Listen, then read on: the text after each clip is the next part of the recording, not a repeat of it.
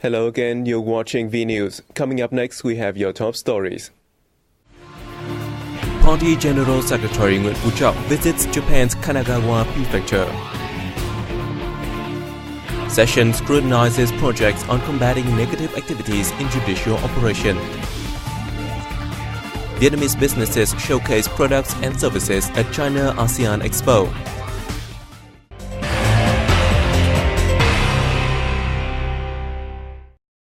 As part of his visit to Japan on September 18th, Party General Secretary Nguyen Phu Trọng visited Kanagawa Prefecture, the fourth largest economic hub and one of Japan's 6 national strategic special zones.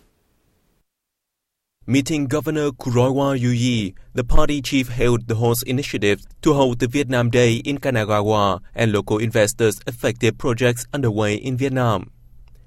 He said he hoped that Kanagawa would continue working closely with Vietnamese partners in the fields of industry, high-tech agriculture, and the training of quality human resources. The party leader attended a ceremony to launch the Vietnam Fiesta in Kanagawa, initiated by Governor Kuroiwa Yuyi in Yokohama Port City. The event is designed to introduce to Japanese and Kanagawa people the land, cultural identity, and landscape of Vietnam. It will last until September 20th. While in the prefecture, the party leader witnessed the signing of an economic cooperation agreement between Hưng Yên Province and Kanagawa Prefecture. He also visited Fuji Electric, a world giant in electrical equipment manufacturing.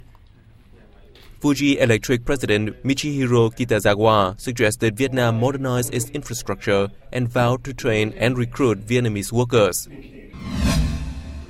The same day, Trọng attended the opening ceremony of the Vietnam-Japan Investment, Trade and Labor Forum in the prefecture. He affirmed that the forum is a vivid manifestation showing the great cooperation potential and expectation to further tighten the two countries' relations.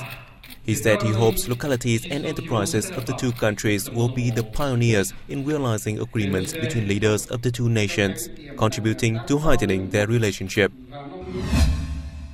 Earlier, at a meeting with representatives of walks of life in Japan on September 17th, Party General Secretary Trọng said Vietnam regards Japan as a partner of top significance in the long run, considering it a consistent advocacy and strategic choice in Vietnam's foreign policy.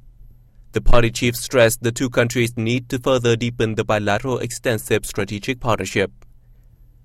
Following his speech, the party leader answered questions raised by scholars and researchers involving Vietnam's foreign policy and the prospect of Vietnam-Japan ties, amongst others. The Central Steering Committee for Judicial Reform convened its 21st session in Hanoi on September 18th to scrutinize projects on combating negative activities in judicial operations. At the working session, representatives of the Supreme People's Court and the Supreme People's Procuracy presented reports on the projects which feature the situation and solutions to the negative phenomena in their own field. The projects received appraisals from most of the committee's members. In his remarks, President Trương Tấn Sang, who is also the committee's head, underlined the need for delegates to clarify objectives and requirements of the fight against negative phenomena in judicial activities. President Sang asked the court and the procuracy to acquire opinions of the committee's members to improve the quality and efficiency of the projects. Prime Minister Nguyễn Tấn Dũng hosted a reception for Cuban Minister of Finance and Prices Lina Pedraza Rodriguez in Hanoi on September 18th. The Cuban official is on a working visit to Vietnam. Prime Minister Dũng stressed the Vietnamese party, state and people will exert all efforts to foster the bilateral cooperation and friendship with Cuba on both scale and depth. He noted that much room remains for the two countries to expand their partnership, especially as Cuba is pushing forward with reform and development model update while successfully breaking the decade-old economic embargo. For her part, Minister Rodriguez voiced delight at her visit's coincidence with the 55th founding anniversary of the country's diplomatic ties, underlining the incessant growth of their amity, political trust, and mutual understanding. She thanked Vietnam for effective cooperation and support to Cuba's development and noted that a 5-year cooperation agreement inked between the two finance ministries during her visit will help lift their ties to a higher level, ultimately contributing to the country's overarching relations.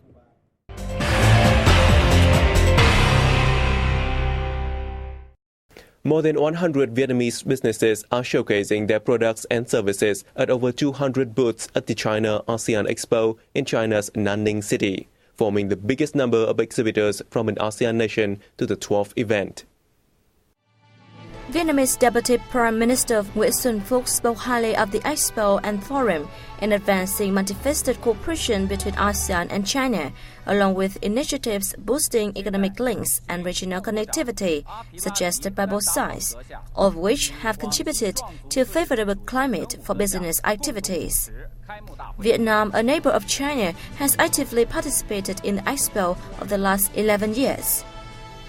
Its companies bring to this year's event a number of products such as farm produce, processed foods, consumer goods, handicrafts, wood products, and tourism services.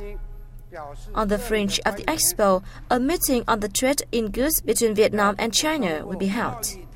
Another meeting will introduce economic and tourism potential of Vietnam's northern border Lao Cai province. The total value of trade transactions, contracts, and investment and business cooperation agreements reached by Vietnamese firms exceeded $100 million at the 11th China-ASEAN Expo last year. The 12th Expo, attended by over 2,200 enterprises from China and ASEAN, is scheduled to run through September 21st. Addressing the Vietnam-China Economic Forum in Beijing on September 17th, Deputy Prime Minister Nguyễn Xuân Phúc said the Vietnamese government is willing to work with the Chinese counterpart on measures to facilitate bilateral trade and investment. He called on businesses to optimize a plenty of opportunities and potentials to promote the healthy collaboration in economics and tourism between the two sides. Vice Chairman of the National Committee of the Chinese People's Political Consultative Conference, Wang Jierui, said both countries should seize opportunities to boost win-win cooperation comprehensively and expand affiliation between localities. The leaders witnessed the signing of a cooperation agreement between the Vietnam Chamber of Commerce and Industry and the China Council for the Promotion of International Trade. Deputy Prime Minister Vũ Văn Ninh is on a visit to Belgium. The following are his activities. On September 17th, Deputy Prime Minister Vũ Văn Ninh had a meeting with EU Trade Commissioner Cecilia Malmström. He said that negotiations and implementation of free trade agreements are among significant steps to realize proactively the country's economic integration. The Deputy Prime Minister held that the EU's approval of the Vietnam-EU Partnership and Cooperation Agreement, as well as the signing of the Vietnam-EU Free Trade Agreement, will motivate the acceleration of bilateral ties.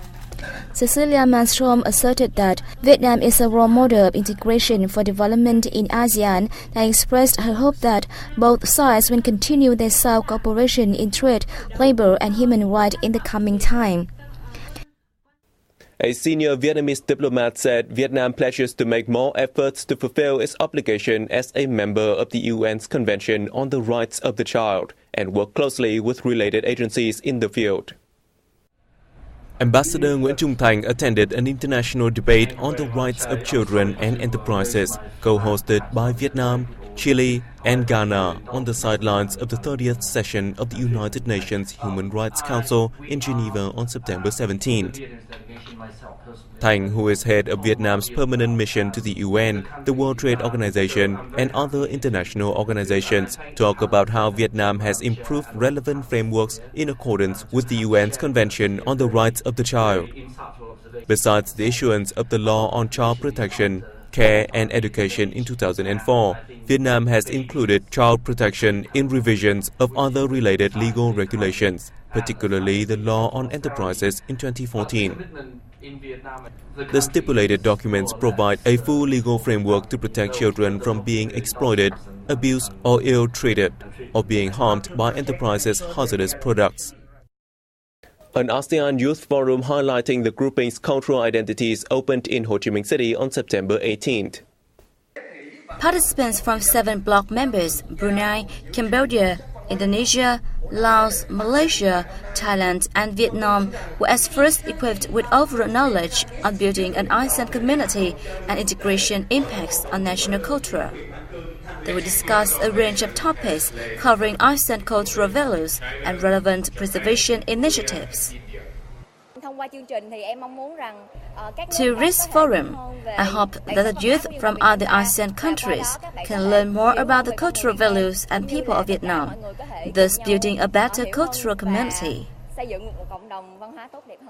The message that I want to bring to this forum, I would urge all the youth of all ASEAN member states to build a strong capability, a strong human resource for the ASEAN integration of economic, social, cultural, and political and security. Running from September 17th to 19th, the forum also features a photo exhibition that promotes traditional costume and costumes, as well as popular destinations of ASEAN nations. The event is organized by the municipal chapter of the Ho Chi Minh Communist Youth Union. It is estimated that only about 20 Indo-Chinese tigers and nearly 100 Asian elephants are left in the wild in Vietnam. The figure was released at a workshop on preventing and combating wildlife trafficking in Ho Chi Minh City on September 17th. The workshop was held by the General Department of Vietnam Customs in collaboration with the United States Agency for International Development. Participants proposed to develop a legal mechanism on wildlife trading control while amending some articles relating to wild animal crimes in the penal code. According to the Forest Ranger Department under the Ministry of Agriculture and Rural Development, an average of 1,095 wildlife protection regulation violations have occurred annually over the last 5 years. During the period, nearly 60,000 endangered species were seized. A 2007 research studying on the impacts of anti-wildlife trafficking policies in Vietnam revealed that illegal wildlife trade generated an annual revenue of $66 million, and the seized volume only accounted for less than 20% of the total trafficked animals. The bumper harvest of salt brought little cheers to farmers in Quang Phu Commune in Quang Trạch District, the central province of Quảng Bình, as the price of the product is dropping. The situation is even worsening when farmers are unable to find buyers. Quang Phu Commune now has nearly 700 farmers with over 100 hectares of salt fields, raking in more than 7 billion dong or $351,000 each year. The salt producing season normally begins in March and lasts until the end of August, and has become one of the main sources of livelihood for local residents. However, salt farmers are worried about their livelihood as salt prices have plummeted in recent months.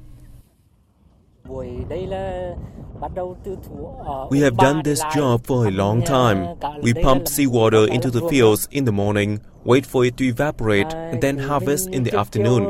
Now 100 kilograms of salt can be sold at only 100,000 dong. Sometimes the price even goes down to 80,000 dong. Salt traders attribute the falling prices to an excessive supply from the last harvest, while farmers said they are receiving price pressures when selling their products. Moreover, bad weather has reduced the output of salt. The price of salt has fallen sharply from 3 to 4,000 dong each kilogram at the beginning of the crop to just 1,000 dong at present.